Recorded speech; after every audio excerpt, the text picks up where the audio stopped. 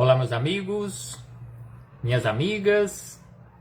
Aqui nos encontramos mais uma vez, reunidos neste ambiente virtual, para mais um momento de estudo, mais um momento de esclarecimentos para todos nós, acerca do Evangelho do Cristo à luz da doutrina espírita. Mais alguns minutos que o Senhor da vida nos concedeu para que continuemos nesta busca incessante pelo conhecimento da verdade, nos libertando assim das trevas da ignorância. E exatamente por isto que aqui nos encontramos mais uma vez para agradecermos a Deus pela vida, agradecermos a Deus por mais esta oportunidade no corpo físico, agradecermos a Deus por aqui nos encontrarmos matriculados nesta escola bendita, que é o planeta Terra, porque aqui nós nos encontramos em processo educativo e temos à nossa disposição este maravilhoso instrumento que conhecemos com o nome de corpo físico.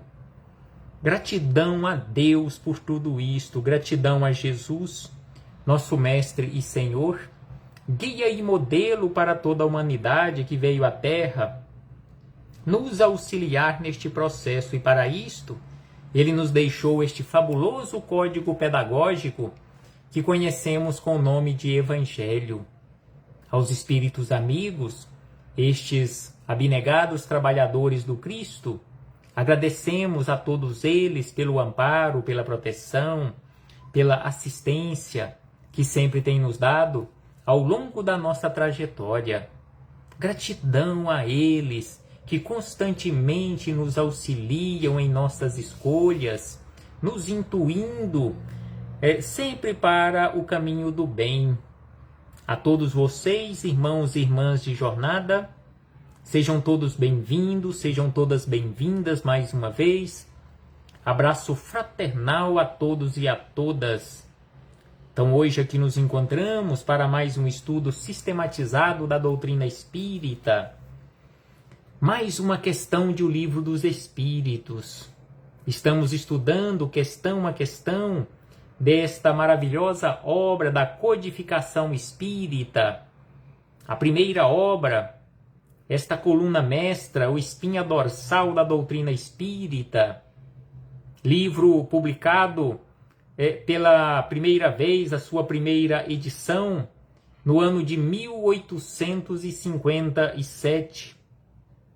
E hoje aqui nos encontramos estudando estas questões que tantos esclarecimentos nos trazem. Então, o Livro dos Espíritos, hoje, a questão de número 351, que se encontra na parte 2ª, capítulo de número 7, que tem como título Retorno do Espírito à Vida Corporal. E estamos estudando mais especificamente acerca da união da alma e do corpo. Já estudamos várias questões acerca deste assunto, já que ele se iniciou com a questão de número 344. E neste momento refletiremos com base na questão 351. Que foi formulada por Kardec e direcionada à espiritualidade superior da seguinte maneira: no intervalo entre a concepção e o nascimento, o espírito goza de todas as suas faculdades? Será que isto desta forma, ou seja, o espírito, todo e qualquer espírito, durante este intervalo, que via de regra duram 9 meses, será que todos os espíritos gozam de suas faculdades, eles ficam plenamente despertos durante este período? Porque, conforme estudamos no primeiro questionamento acerca deste assunto, na questão 344, a união do espírito ao corpo se inicia exatamente no momento da concepção. Se inicia, porque Kardec questionou neste item de número 344, em que momento a alma se une ao corpo, ou aquele início de corpo, ou que se tornará um corpo. E a espiritualidade amiga, respondendo a Kardec e a todos nós, disseram de uma forma bastante clara: a união começa na concepção, exatamente na concepção, nem antes nem depois, mas ela se inicia exatamente neste momento. E aí Kardec quis saber se o espírito, todo e qualquer espírito, durante este intervalo entre a concepção e o nascimento da criança, se o espírito, todo e qualquer espírito, permanece com as suas plenas faculdades, ou se ele fica de uma certa forma inconsciente, plenamente inconsciente ou parcialmente inconsciente ou totalmente inconsciente. Então, assim, Kardec formulou o questionamento aos espíritos amigos, e eles, respondendo a Kardec e a todos nós, iniciaram a resposta da seguinte maneira: mais ou menos de acordo com a época, porque ele não está ainda encarnado. Então o espírito irá gozar das suas faculdades, estará mais desperto ou menos desperto, dependendo da época neste caso aí, da gestação, em que semana ou em que mês se encontra neste intervalo entre a concepção e o nascimento da criança. Mas como nós sabemos, isto também irá depender e muito da condição evolutiva do espírito. Porque espíritos existem que permanecem plenamente conscientes, inclusive trabalhando no mundo espiritual e também aqui na Terra, durante este período, durante este intervalo, quando o espírito é altamente evoluído. Assim temos o relato da reencarnação do espírito que, quando encarnado, nós o conhecemos com o nome de Francisco de Assis. Segundo os relatos, na obra que traz o seu próprio nome, Francisco de Assis, de autoria do espírito Miramês, que ele próprio,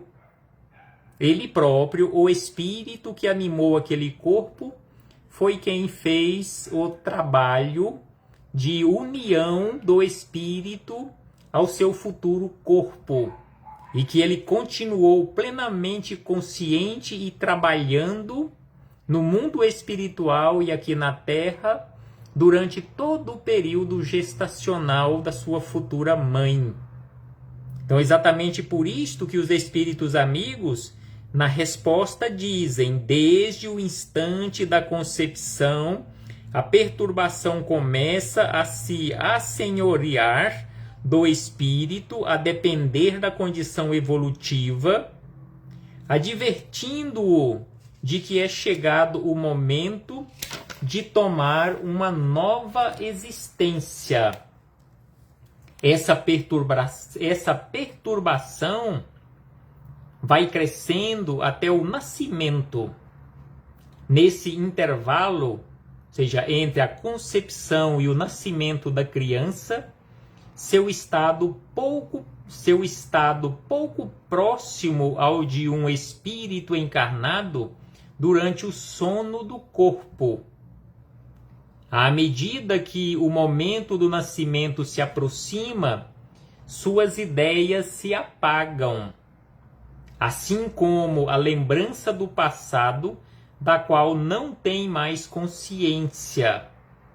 Como a criatura humana, uma vez entrando na vida, mas essa lembrança lhe volta pouco a pouco à memória no seu estado de espírito.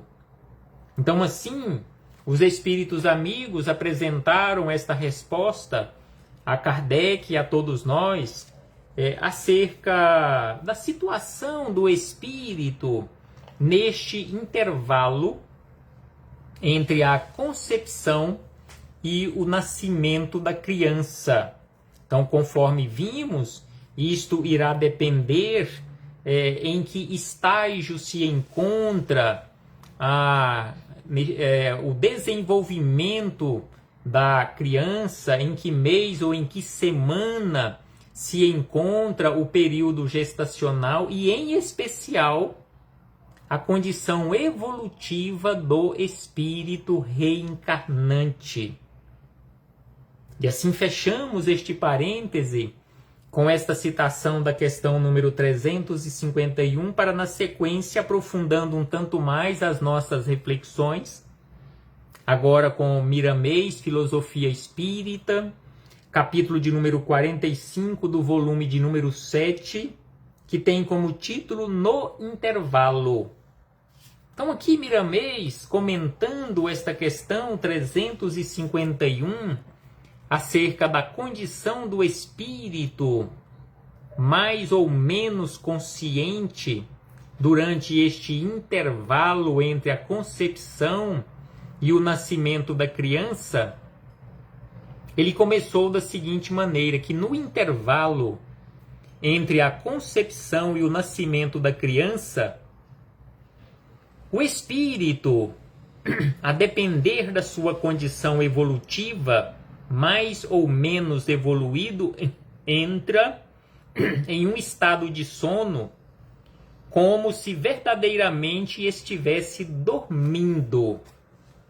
Então, o espírito entra em um estado de perturbação, em um estado de sono, como se verdadeiramente ele estivesse dormindo.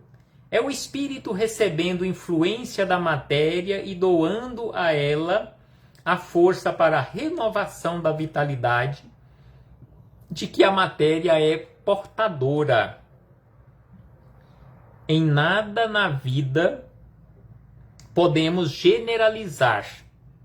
Então aqui Miramês nos lembra aquela resposta clássica que sempre temos dentro da doutrina espírita, que isso vai depender, ou isto irá depender, ou isso depende.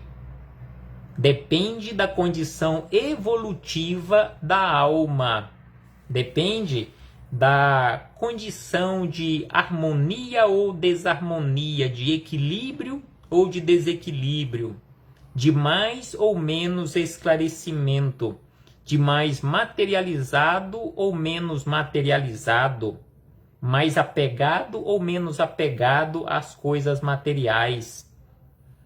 Então é por isso que aqui Miramês nos lembra que em nada na vida podemos generalizar. Os roteiros do espírito são traçados de acordo com a sua evolução espiritual.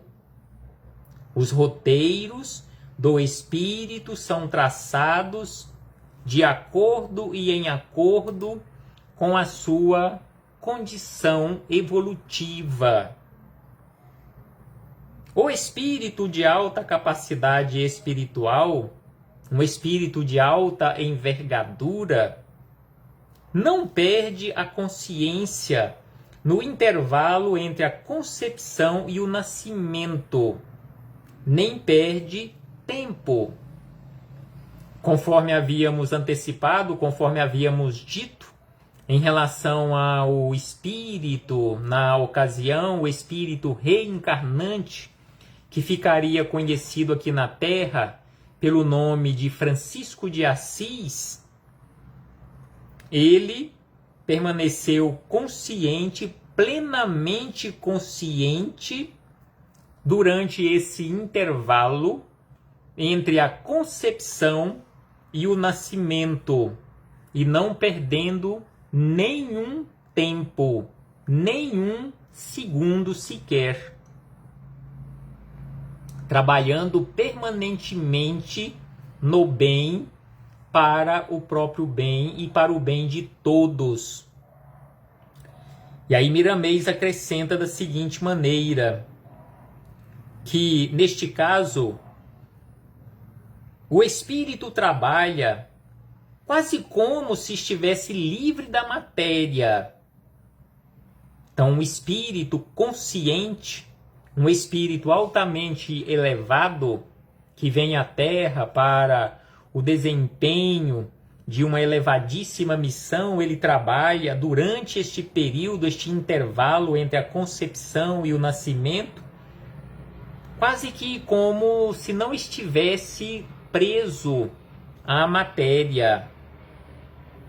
Sabemos que Maria de Nazaré e Francisco de Assis, dois astros de luz, no intervalo entre a concepção e o nascimento, continuaram trabalhando em favor da humanidade e não foram atingidos pelo sono.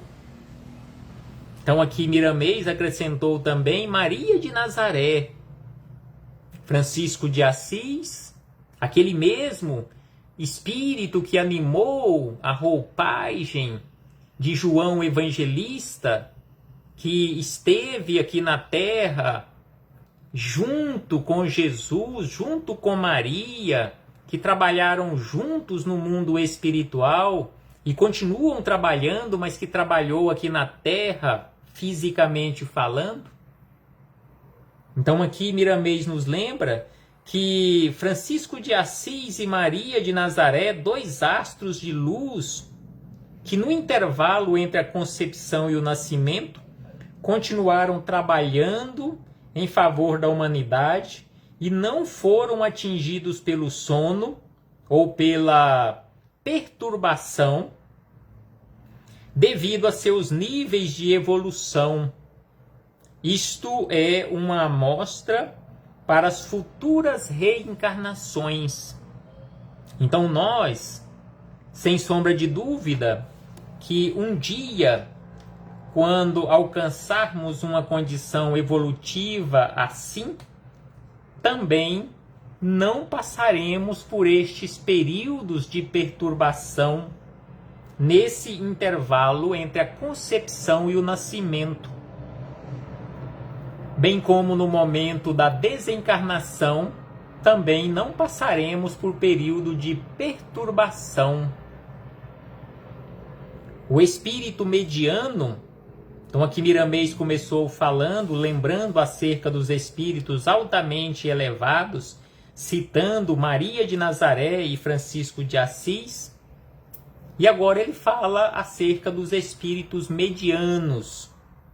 Os espíritos medianos, porém, passa por um período de perturbação e dorme o sono da esperança, enquanto o espírito abaixo do mediano, onde a maioria de nós nos encontramos, então aqui Miramês falou dos espíritos altamente elevados, dos espíritos medianos e dos espíritos que estão abaixo desta linha, que estão abaixo da condição dos medianos. Então os espíritos abaixo do mediano ou dos medianos ficam totalmente inconscientes do seu estado e somente vão ganhando a consciência quando desencarna.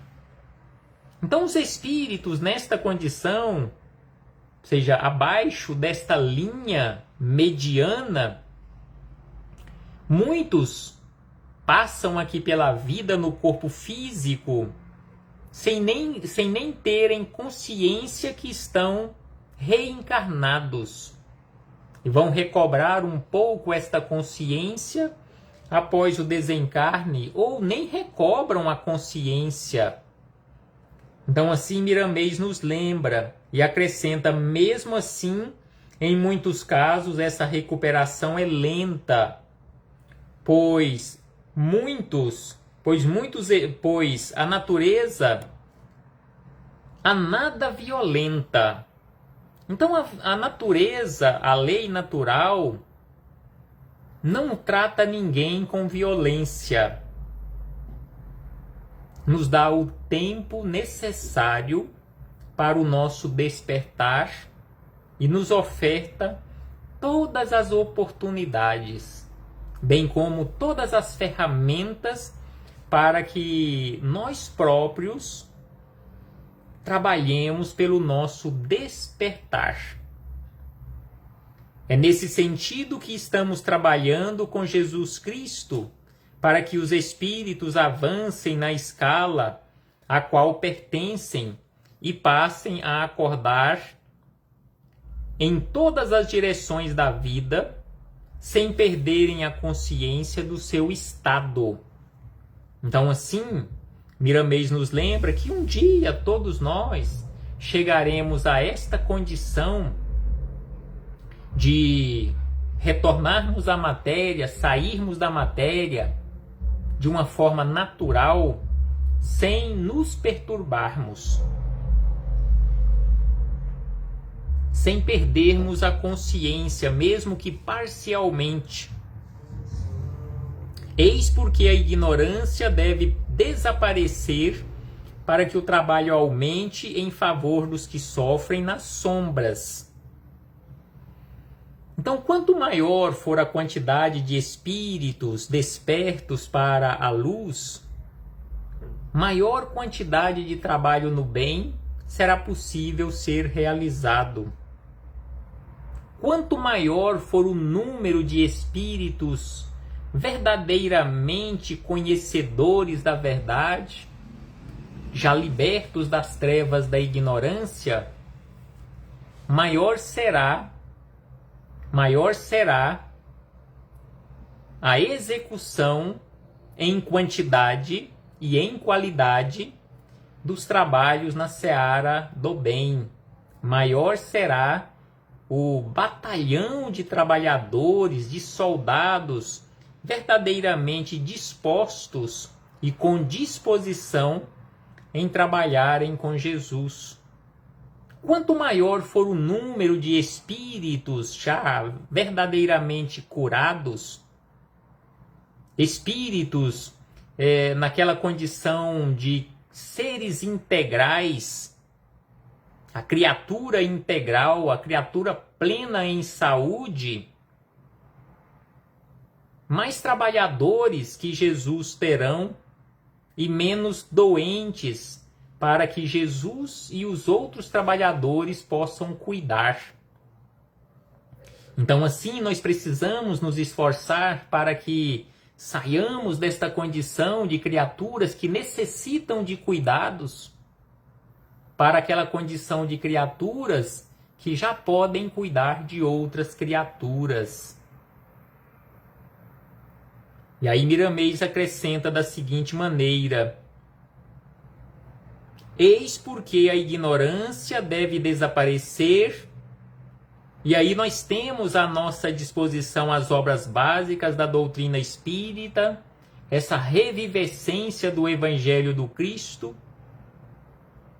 E, neste caso, as obras básicas da doutrina espírita devem ser sempre lidas, estudadas, meditadas, para que se tenha uma noção da vida que se deve levar, santificando sempre os pensamentos, palavras e obras com base no amor verdadeiro. O espírito, relembra Miramês, que o espírito no intervalo da concepção ao nascimento ainda não está reencarnado, apenas ligado apenas ligado por laços ainda frágeis. Exatamente por isto que, conforme vimos e relembramos a questão de número 344, quando a espiritualidade amiga respondeu a Kardec que esta ligação se inicia exatamente na concepção.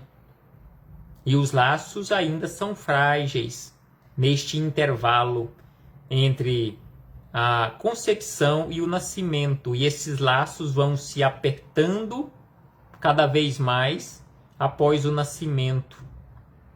O toque de maior segurança é dado no momento do nascimento, prosseguindo até aos 21 anos de idade.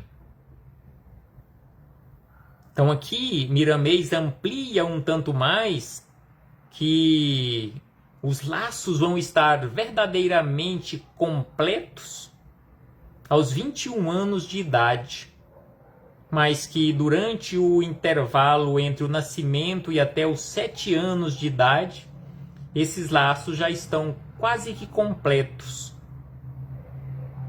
Em raros casos, antes desta idade, o espírito se encontra adulto, com todas as suas possibilidades de independência, respondendo por ele mesmo ante a sua consciência e a Deus, pelas promessas feitas no mundo espiritual.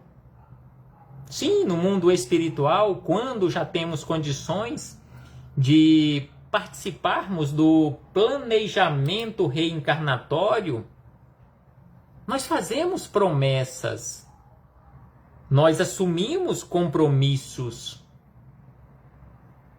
E essas promessas e esses compromissos estão lá registrados na nossa ficha, simbolicamente falando, na nossa ficha reencarnatória, e que estas promessas, esses compromissos assumidos são avalizados pelos nossos mentores espirituais, que nos auxiliam nessas escolhas e que continuam nos auxiliando durante a nossa trajetória aqui na vida física. Nada fica sem a proteção de Deus, lembra Miramês, nosso Pai de amor. Em todos os intervalos em que a alma sonha, as mãos do Divino Mestre operam em sequência permanente para o reestabelecimento da individualidade da alma, para que algum dia ela possa se libertar conhecendo a verdade, ou se libertar pelo conhecimento da verdade. E um dia todos nós alcançaremos esta condição. Um dia todos nós seremos conhecedores parcialmente da verdade e cada vez mais ampliando este conhecimento até nos tornarmos espíritos crísticos, espíritos em condição e com todas as condições necessárias para administrarmos mundos, assim como Jesus, há bilhões e bilhões de anos, está no comando desta nave terrestre, desde a sua formação, desde o projeto para a sua formação. Jesus participou deste projeto para a formação e esteve e continua no comando durante o período de formação do planeta Terra e durante todo este período até este momento. Jesus continua firme no leme desta embarcação. E aí Miramês encerra estas reflexões dizendo: ao reencarnado, quando adulto, a natureza consciencial vai mostrando na cadência da sua evolução algo de que era no passado, de modo que o espírito possa trabalhar nele mesmo na iluminação dos seus sentimentos.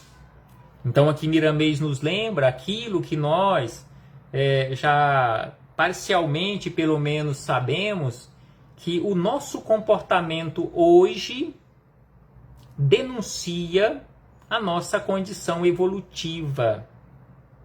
Se ainda, por vezes e com muita frequência, nós ainda agimos com vaidade, com orgulho, com arrogância, com egoísmo, com prepotência e tantas outras coisas que não são boas, tantos vícios, é uma situação muito clara, é uma marca patente, se assim podemos dizer, da nossa condição evolutiva. Não precisamos ficar buscando escarafunchar o nosso passado para sabermos quem fomos no passado ou de que forma nos comportamos no passado. Através do nosso comportamento na atualidade, é possível sabermos com muita clareza, sem nenhuma dúvida, a nossa condição evolutiva, porque o nosso comportamento agora denuncia quem fomos no passado, não muito distante. Então, assim, sem sombra de dúvida, não precisamos analisar as outras pessoas, conforme diz aquela frase antiga de antes do Cristo, frase filosófica: conheça-te a ti mesmo. Então é preciso que analisemos a nós mesmos, que conheçamos a nós mesmos para trabalharmos a nossa melhoria. Reflitamos acerca disto, meus irmãos e irmãs. Um abraço fraternal a todos e a todas em nome do Cristo nosso Senhor. E mais uma vez, muito obrigado por sua presença, por sua participação. E que possamos nos reencontrar em breve aqui mesmo neste ambiente virtual para darmos continuidade aos nossos estudos e reflexões em nome do Cristo nosso Senhor.